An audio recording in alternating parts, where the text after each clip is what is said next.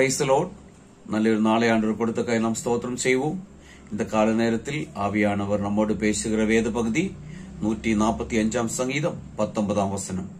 Psalms 145 verse 19. அவர் தமக்கு பயந்தவர்களுடைய விருப்பத்தின்படி செய்து அவர்கள் கூப்பிடுதலை கேட்டு அவர்களை ரட்சிக்கிறார். என்னை கேட்கிற தேவனுடைய பிள்ளையே, கர்த்தருக்கு பயந்தவர்களாய் நாம் வாழ்ந்தால், கர்த்தரோடு கூட நடக்க நாம் விரும்பினால், ஆமீன், அவர் நம்முடைய விருப்பத்தை தந்தருளுவார். நம்முடைய கூப்பிடுதல் சத்தத்தை கேட்பார். எல்லா தீங்கிலிருந்து நம்மளை ரட்சிப்பார்.